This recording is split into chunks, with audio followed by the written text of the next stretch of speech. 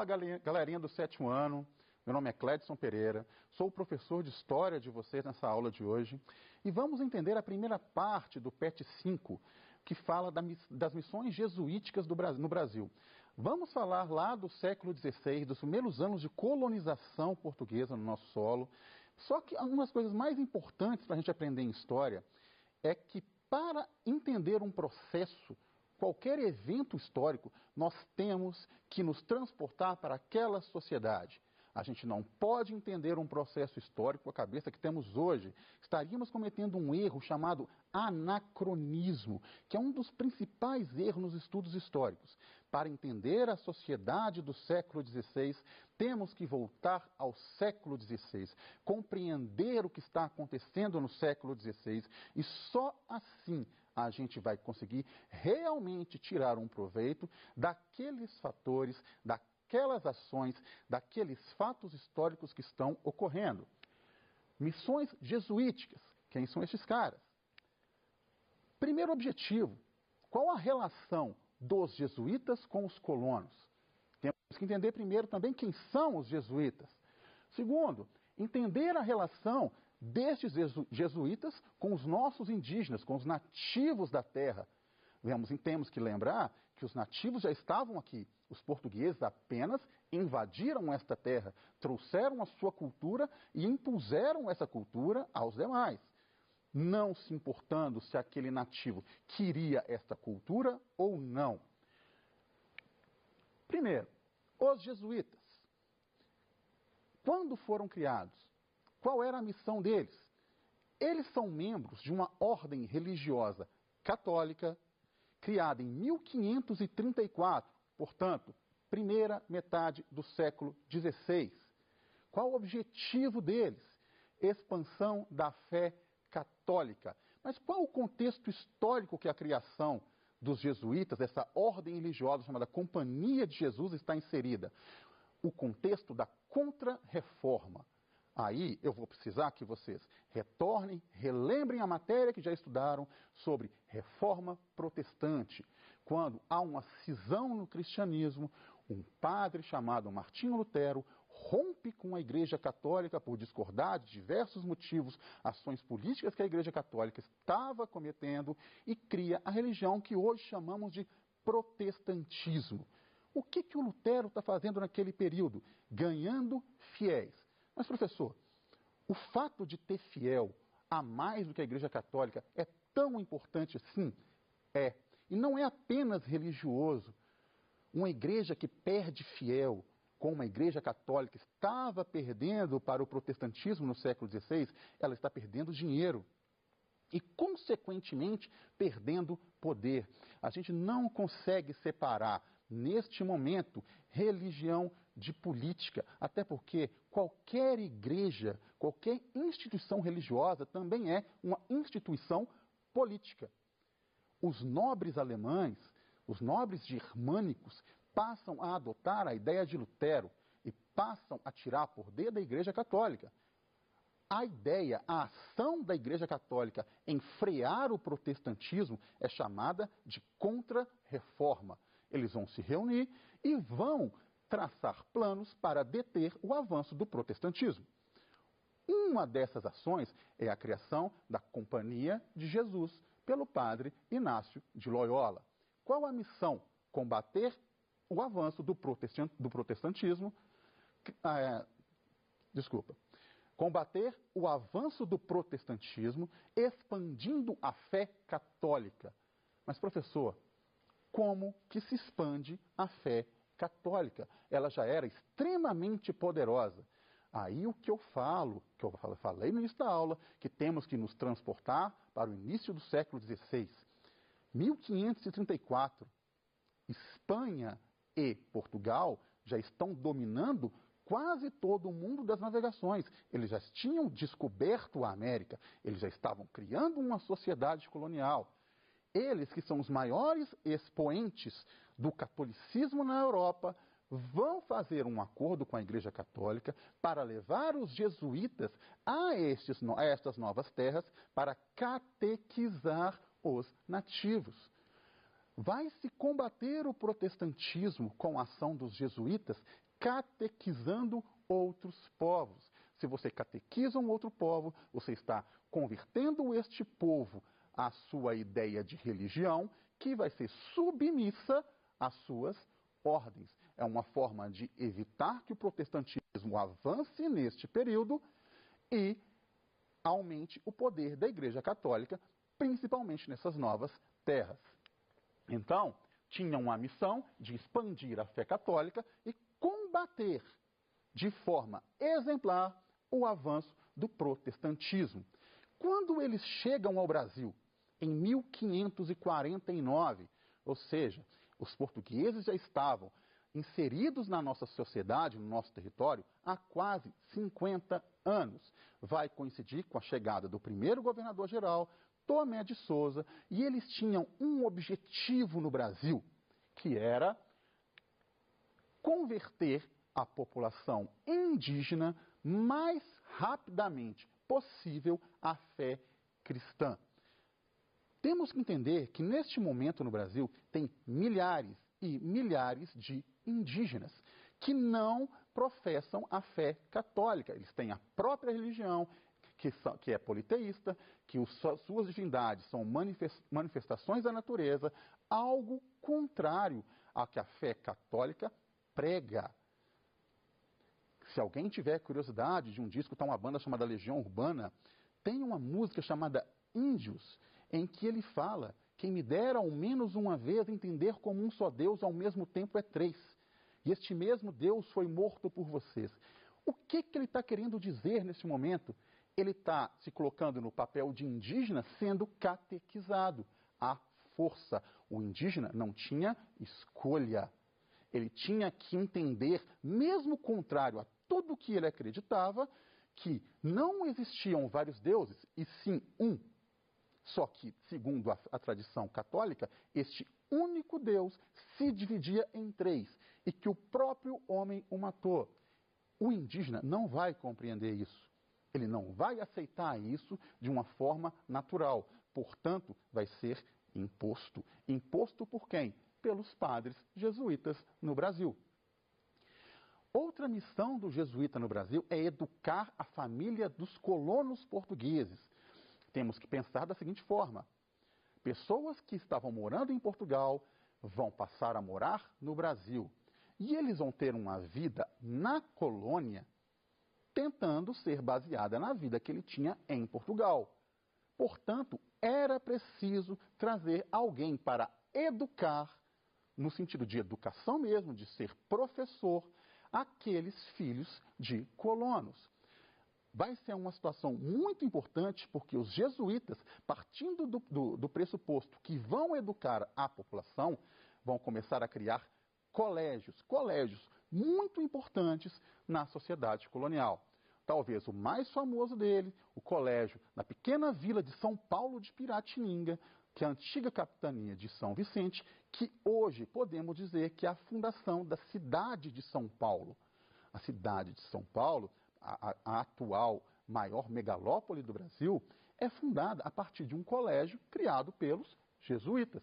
Tem instituição em Salvador também, tem instituições em outros estados do Brasil, que naquela época não eram estados, eram capitanias hereditárias, mas o que demonstra maior importância é que os jesuítas chegaram ao Brasil, impuseram seus objetivos, tinham respaldo da corte real e desafiaram a estrutura colonial brasileira.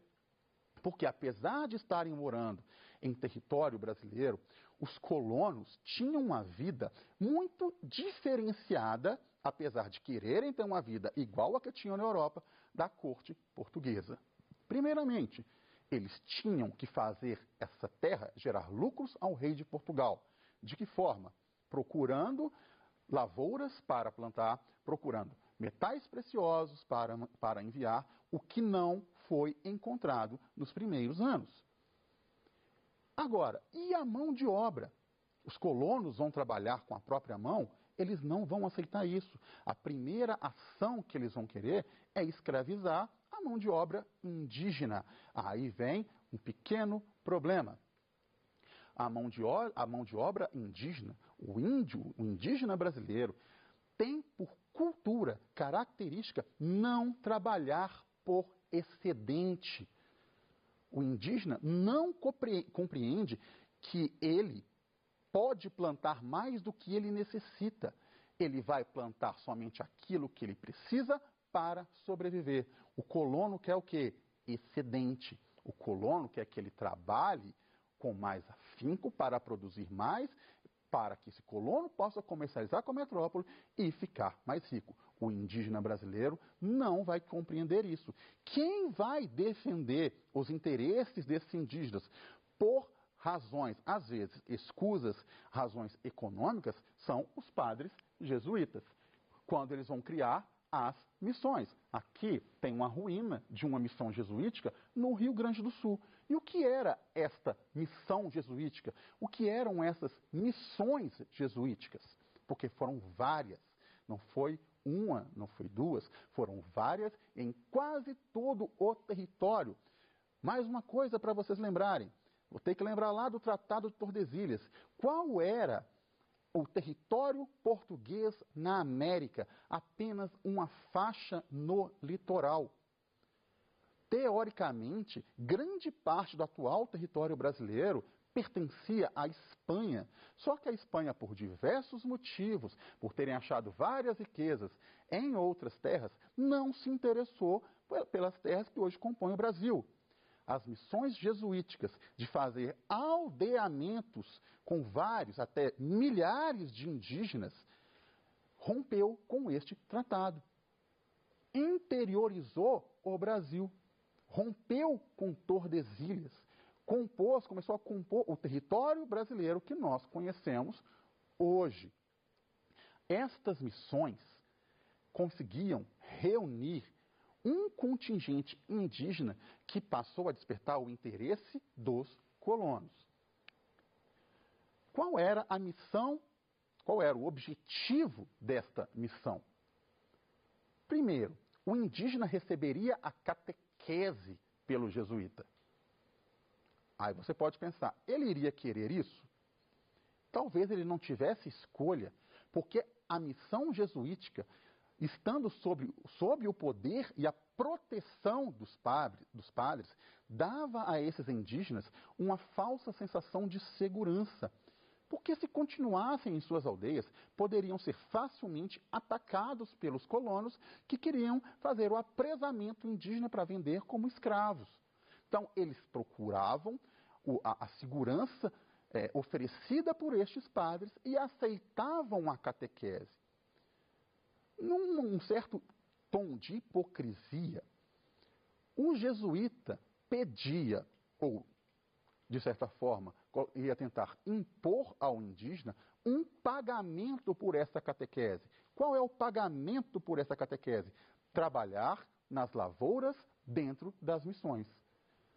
Agora, o indígena vai ter que aprender, vai ter que se habituar a trabalhar por excedente, a produzir mais do que ele precisa para sobreviver. Algo que ele não estava acostumado, que não era de sua cultura e que o jesuíta começou a impor para que ele continuasse vivendo dentro de uma missão.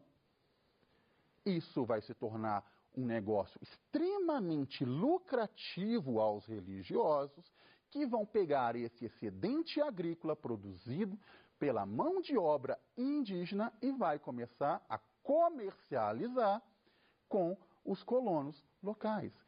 Os jesuítas vão se tornar uma espécie de grandes fazendeiros na sociedade colonial. Aí, o choque de interesse religioso e econômico vai ser muito grande. Neste momento, eles não vão ser mais apenas religiosos tentando catequizar indígenas. Eles vão ser grandes comercializadores de produtos agrícolas. Eles vão enriquecer. Agora, era só catequese? Não. O jesuíta tentava impor ao indígena a sua cultura cristã ocidental. De que forma? Criando um novo idioma, baseado numa mistura de latim com tupi, que é uma forma de facilitar a comunicação entre eles. Se a gente parar para pensar, nos primeiros anos de colonização, o português não era a língua mais falada no Brasil, e sim uma mistura de latim com o tupi-guarani, que facilitava a comunicação indígena. Só depois que o português, a língua portuguesa, vai começar a ser realmente falada em todo o território nacional, o jesuíta vai começar a impor a música ocidental, ensinar música clássica aos indígenas. Existem muitos relatos que os indígenas começaram a tocar violinos, começaram a tocar instrumentos de corda vindos da Europa, tudo pela imposição jesuítica. Agora, e os colonos? Eles vão aceitar isso de bom grado? Vão perceber que os jesuítas estão aprisionando os indígenas, de certa forma, em missões, e vão aceitar isso de cabeça baixa? Não. Por quê? Eles querem aqueles indígenas que trabalham por excedente.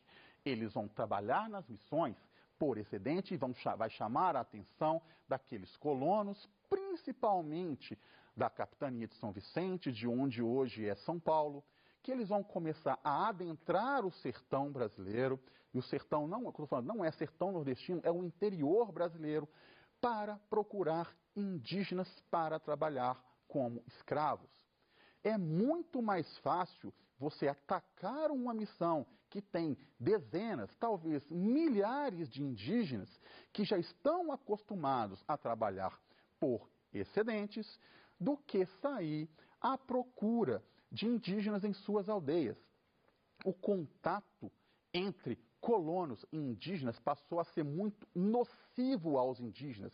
Eles estavam percebendo que aquela pessoa que chegou com presentes, com espelhos, em troca de ouro, falando coisas bonitas, não era um amigo. Estava interessado em aprisioná-los, em traficá-los como mão de obra escrava. Então, os indígenas vão começar a sair de perto do litoral brasileiro e vão para o interior. Os portugueses, que depois vocês vão ver na aula sobre o movimento bandeirante, vão começar a adentrar a esse sertão para aprisionar esses indígenas. O que era, de certa forma, perigoso aos colonos, porque tinha o desconhecimento do território, tinha o desconhecimento dos animais, sofriam com ataques dos indígenas, porque eles não aceitavam tudo de cabeça baixa. Portanto, os colonos passaram a perceber que o melhor negócio a se fazer era atacar as missões jesuíticas. As relações entre jesuítas e colonos vão tomar um processo que vão tomar um processo em que as figuras de jesuítas e colonos portugueses vai ser insustentável, um ferindo o interesse do outro. Qual é o fator em comum? Ambos querem os indígenas trabalhando para eles. A situação do indígena, ele apenas trabalha, ele não é escutado. Ninguém perguntou se ele queria ter aquela cultura ocidental, mas foi imposta a ele desta forma. Estudar a história da missão jesuítica no Brasil é compreender que aqueles que chegaram com o intuito de conversão ao cristianismo e de educação de uma população é jogada por terra quando eles se tornam grandes fazendeiros, exploradores de uma mão de obra que não tinha opção a não ser trabalhar por excedente, sendo que ele não concorda com isso, ou se rebelar. Portanto, meus queridos, essa aula de hoje, a gente se encerra aqui. Agradeço muito a chance de dar essa aula para vocês. Até a próxima e obrigado.